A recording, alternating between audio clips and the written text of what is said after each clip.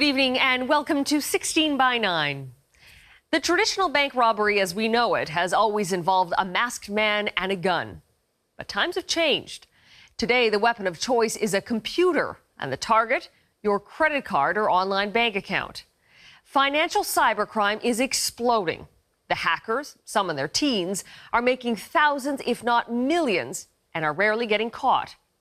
We've spent months investigating these financial cyber attacks and the criminals who say it's all too easy to steal your money. April 2014. Home Depot is putting the finishing touches on a corporate response plan in the event of a cyber attack. What the company doesn't know is at that very moment, hackers are already inside their system in what will become one of the largest data breaches ever recorded. So it goes down in history as, I believe, the second largest breach of credit card data of all time. This was huge. Very huge. Yeah, watershed moment in the history of cybersecurity. Like a house with an unlocked window, hackers found an opening and quietly entered Home Depot's computer system. The burglars then used their custom-built malware to steal millions of credit card numbers from stores across Canada and the US. Clearly, the cybersecurity defenses that were in place didn't do the job. Home Depot's CEO would even admit it.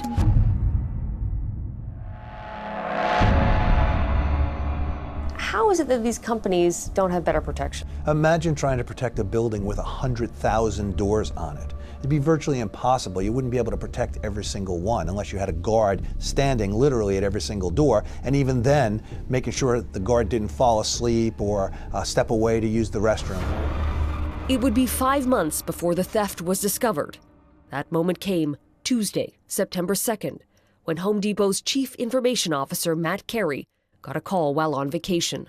All of a sudden, he gets this big phone call that says, Matt, you have to come back. Things are really bad. This could be huge. Thousands of credit card numbers had appeared for sale in an online marketplace. Their link, they were all used at Home Depot. I think at the time, they were very scared about what was going to happen because they had just witnessed what happened with Target, where their sales dropped, their CEO left the company, and they were really nervous about what would end up happening. CEO Frank Blake notified the board and summoned a sweeping team of experts to Home Depot's headquarters in Atlanta. They set up an entire floor. Refrigerators were stocked with Red Bull and coffee, and they brought in hundreds of people from security. One of the first steps was finding where the hackers got inside. Which computer was first? So the term that they use is patient zero. Where did this virus, so to speak, start? It took only a few days to find what they believed was patient zero, a computer at a Home Depot store in Watertown, Massachusetts, just outside of Boston. A team from Home Depot boarded a corporate jet in Atlanta and flew 1,500 kilometers to Watertown.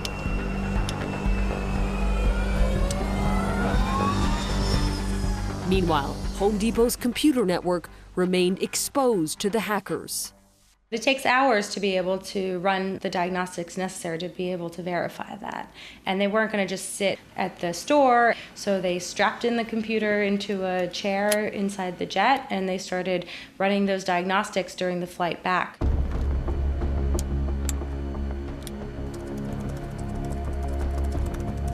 They get back to the headquarters where everyone is really waiting with bated breath, hoping, this is it. We can start figuring out what had happened. But patient zero wasn't the computer. They had flown back from Massachusetts. So they ran the diagnostics on the computer and they said this was not it. Eventually, it turned out that it was a server down in a town outside of Miami that the original patient zero. Home Depot went public with the breach and braced for impact. 56 million credit card numbers were gone. Well, if you shop at Home Depot, you'll want to hear about this. What experts say could be the largest credit card hack we've ever seen. Angry customers and banks sued. There were so many lawsuits they had to be consolidated into 3 class actions in the US and 2 more in Canada. Home Depot upgraded its cybersecurity, But the damage was already done. $232 million US so far. But Home Depot was far from alone. In 2014, hackers were everywhere. Here we go again. Another data breach to tell you about. Another retailer with a major security breach. This time it's Michael's. If you swiped your card at a P.F. Chang's, listen up. Somebody may have swiped your info. In the months after the Home Depot breach, hackers were found in store payment systems across North America. So popular was this attack that new criminals emerged. And the underground forums where malware and credit cards are sold were booming. These organized groups are able to ingratiate themselves to the tune of tens of millions or hundreds of millions of dollars over a long period of time. While cyber thieves largely target U.S. companies, Canadians who swipe their cards instead of inserting their chip are equally vulnerable. For the hackers, it's simple. Anyone can buy the malware, and placing it inside a company's computer network is often as easy as sending an infected email. Ari Baronoff with the Secret Service has seen it countless times. I've seen Fortune 100 companies completely locked down because of one employee that clicked on one email and really just put out of business for several days. Once inside, the cyber thief makes their move without raising any alarm. The malware trolls through the computer's servers, scraping its memory and stealing the valuable 16 digits of every credit card. Those numbers are sold on underground forums. Cybercriminals can buy them in bulk and encode fake cards. The whole thing is run like a business. Some of the malware for sale has a 1-800 support line you can call saying my malware is not working, and they'll tech support you and figure out why your malware is not working. There are a number of sites where individuals will either refund your money or provide you with a new card number if the cards that were provided don't work. There's a satisfaction guarantee? Absolutely. Everything in the underground relies on reputation, and the reputation of that nickname is key. As a result of our cybercrime investigations over the past 4 years, the Secret Service has arrested nearly 5,000 cyber criminals. The job of finding the thieves and arresting them is being led by a small network of countries. At the helm, the UK, the Netherlands, Germany, and the US. These are not kids in college dorm rooms. If you look at the major breaches, they're all committed by individuals who have significant capabilities that exceed most nation states. Where are these people? Most of the top-tier threats that we look at are Russian-speaking individuals. They are not necessarily in Russia, but they're Russian-speaking. The lure for these hackers is clear: money, and a lot of it. The value to the adversaries is in the hundreds of millions of dollars, billions, some of the consultancies say. And the risk of getting caught is so minimal that until we can invert that math equation and make it more costly for them, this goes on indefinitely. How much money can one person make? Several of the charging documents in the last few years on some of the individuals we have arrested have alleged anywhere in upwards of $500 million to $1 billion per individual. Sorry, did you say $500 million? Correct. Per individual? That's right. We've seen individuals purchase real estate, we've seen yachts, we've seen helicopters, we've seen high-end cars. And as long as the cybercriminals stay in a country without an extradition treaty to the US, they can live that high life. But these hackers are often young, loaded with stolen money, and want to travel. Which is when they're picked up, brought to the US, and tried. We will wait for years, if necessary, to capture some of these individuals. And you have? And we have. Until now, stealing credit cards for a hacker was almost too easy. The reality is the offense is outpacing the defense, and the adversaries are winning.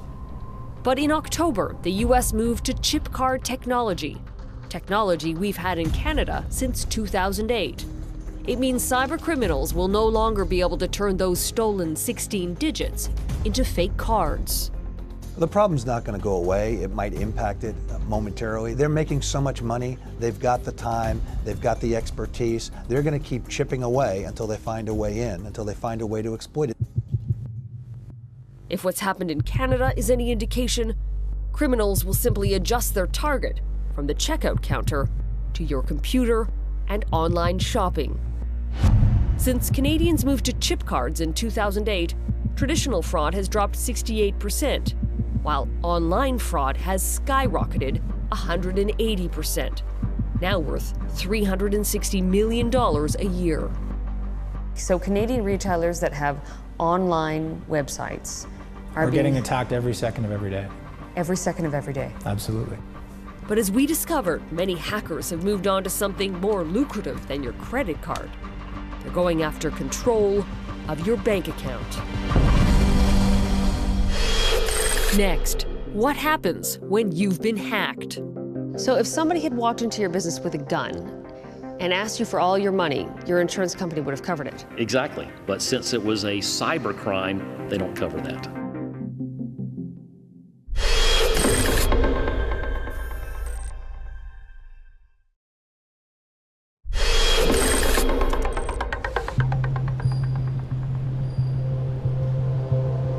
The skyline of Manhattan is a far cry from Dmitry Naskovit's hometown in Belarus. A small city he hasn't seen in years. Not since he was arrested, extradited, and thrown in a US jail for his role in a cybercrime ring. So it was exciting life.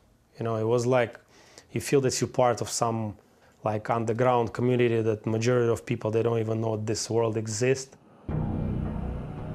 His job was to be the voice of the crime, recruited because of his English.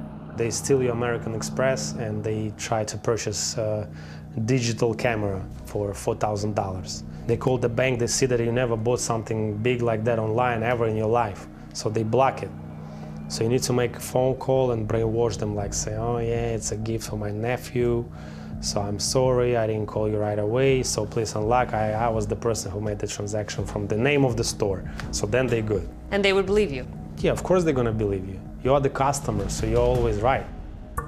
Naskovit started, like most cyber criminals, with fraudulent credit card transactions, but moved on to something far more lucrative, helping hackers steal from your bank account. Bank account is more hard, more security involved. And more security meant answering more security questions. You can buy the whole profile of the person, like your last name and your zip code will be enough to get the whole credit report about you. Like which car you were having in 1994, what is your mother's maiden name, what is your date of birth, your all addresses, all phones. So you put all this information in front. You could do this to me? Yeah. No, you can do it to anybody. He eased his guilt by telling himself insurance companies would cover the losses. You don't have like a regular crime flavor. You don't see the victim, you don't feel it. And even today doesn't consider his role part of a cyber attack. So attack, it's a big word, you know, like you're not... But it wasn't it, an attack? Yeah, like... You don't see it that way? No, I don't see it. It's like, yeah, it's like maybe financial crime attempt. It's more proper. But you were attacking bank accounts. Yeah, like... That's not an attack? Yeah, you can say it. You know, it's just interesting perspective, like attacking the bank. Often, he worked in a team. Different players who never met or exchanged real names, but who each had a role. The person who is managing the whole scam, that's the person who get the biggest cut. So he's gonna hire this hacker, he's gonna buy from him, or he's gonna hire him, he's gonna hire me, and he's gonna hire some people in America, like mules, for example. Money mules. Money mules, yeah. The person who like open a fake bank account to get the stolen money to his bank account, then cash it out. Naskovit's cut ranged from $20 a phone call to 10% of the entire theft. The average haul, under $10,000. There were times that the group you were a part of stole more than $10,000. Yeah, but like sometimes like you are involved in like $250,000, for example, you know, like at the same time. But as I said to you, you just got $20. Over the course of 3 years, Naskovitz made thousands of calls, enough to elevate him from his previous salary of $350 a month to a life of excitement. Yeah, immediately, I can afford an apartment, I can travel, I can buy nice clothes. I stopped cooking, I went to a restaurant, becoming more party-style life. That comfortable life would come to an abrupt end on March 15th, 2010, when the FBI, Czech police, and Interpol showed up at Naskevet's new apartment in Prague and arrested him. He was extradited to the U.S., where he pled guilty and was sentenced to 33 months. But Naskevet's arrest didn't deter other cyber criminals. Thousands of others were doing the same thing, hacking into your bank account and stealing your money. The most sophisticated operation of all was run by a cybercrime ring based largely out of Russia. Their banking malware was unlike anything law enforcement had ever seen, called Game Over Zeus. It emerged in September 2011. Not long after, Tom Grasso with the FBI started getting reports of the damage. Small businesses that say that they just lost $100,000, that's going to make or break a small business to lose that type of money. And how quickly were those trickling in? Quickly. We started hearing from our international partners about that the same thing was going on in their countries. This problem was occurring all over the world. 226 countries were hit, including Canada. The FBI took the lead, trying to stop the spread of infected computers. Problem was, Game Over Zeus was more complex than anything they'd ever come across. To be honest with you, our initial reaction was, we can't take this down. Instead of communicating with one central command and control server, the hackers behind Game Over Zeus had created a system where the infected computers communicated amongst themselves. So instead of cutting off the snake's head and killing the snake, the head just kept growing back. There were many heads. It was a Medusa. To find a way to shut it down, the FBI recruited the help of private cybersecurity companies, among them Dutch firm Fox IT. This is how Andy Chandler says Game Over Zeus worked. You'll receive an email where there's something that you need to click on. So it might tell you if you're in a business that you have an outstanding pay invoice, and therefore you as the lady in the accounts department will click on that to see what it's for and how much it's for. And boom, you're infected. You're infected. And so you, the customer, you log into your bank account, you don't see anything different, and as soon as you've authenticated, you've passed through the security, the criminal can now see exactly what you can see on your screen. So they'll serve up a screen which overlays what you currently see, which is basically will say the same banking details and everything, and it will generally tell you, they generally use, we're deploying a new security version. It will only take us a couple of minutes, please wait. And what's happening when you're served with this false screen is that the criminal that you've authenticated, who's now inside your account, is setting up a new sender account somewhere where they can send your money. They're robbing you while you're looking at your screen. 100%. The criminals behind Game Over Zeus had manufactured fake login pages for banks from around the world, including the Big Five in Canada, TD, RBC, Scotia, CIBC, BMO. So there's nothing really to let you know that the screen you're looking at is a fake. If it was presented to myself, I wouldn't be able to tell the difference. Not even you? No. Once the criminals got the money out of the account, they were able to get it out of the country using an intricate network of money mules. Low-level criminals whose job it was to set up bank accounts. I understand there were money mules in virtually every country they were operating in. Correct. And many countries that they weren't operating in. So conceivably, they had mules in both Canada and the United States. Correct. These could have been Canadian citizens. Very could well be, yes. According to Fox IT, the stolen money often ended up here, in two Chinese cities right on the border with Russia. The Game Over Zeus team opened fake shipping and trading companies and used their bank accounts to receive millions of dollars.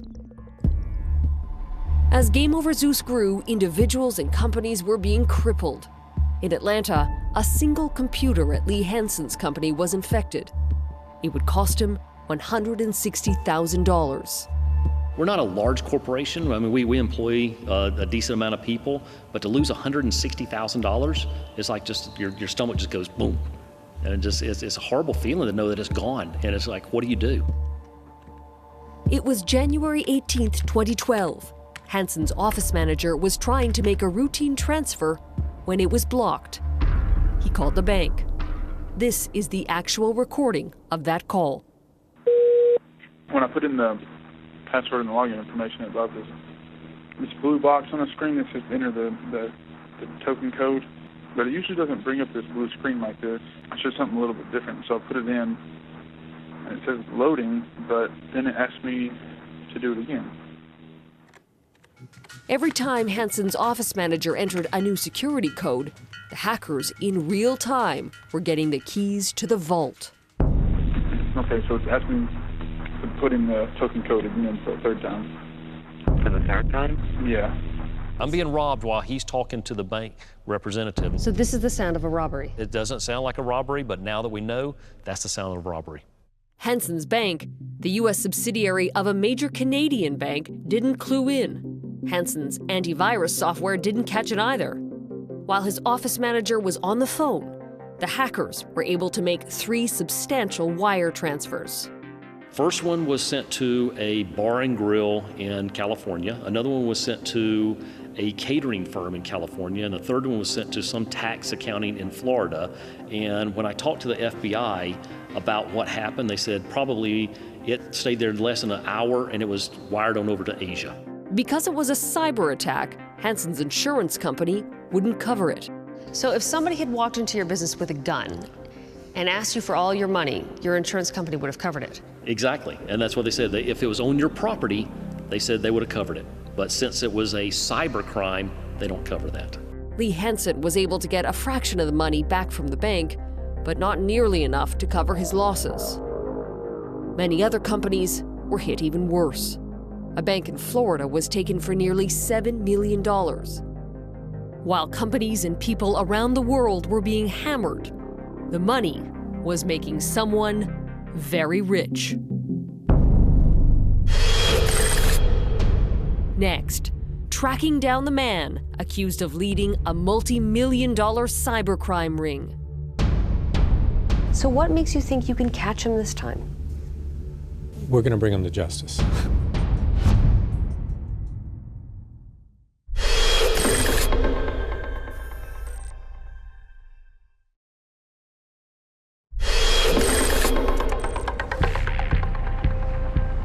For 3 years, Game Over Zeus was getting bigger and bolder. More than 1 million computers around the world were infected. The financial hit in the US alone was estimated at $100 million. That money wasn't just making one person rich. There were dozens of people behind the operation, a highly sophisticated criminal ring called the Business Club. Criminals would pay as much as $10,000 to join, giving them access to a network of infected computers under their control. We believe somewhere between 25 and 27 other gangs were renting the malware, and that became the Business Club. For months, shutting down Game Over Zeus seemed nearly impossible. But in 2014, Tom Grasso with the FBI got a call from his partners. Our private sector partners came to us and said, hey guys, we have an idea. There's something that might work in terms of taking this botnet down. The plan was ambitious. It would target the communication system of the infected computers, take down the servers, and take over tens of thousands of domain names. Sean Henry's cybersecurity firm CrowdStrike was part of the leading team. You essentially poisoned the network of computers. It was poisoned by commands that were pushed. From your operation? Yes. We were able to reroute the traffic from the infected computers away from computers that the criminals were controlling over to computers that the good guys were controlling. The counteroffensive was a coordinated strike. 11 countries took part, including Canada, disrupting 2 servers in Montreal. From the command post in this room in Pittsburgh, Tom Grasso watched it all unfold. Oh, it was very exciting. It was probably about 12 hours into it. Once we started seeing all of the traffic coming from all the different bots to our sinkhole. We knew that we had control over it.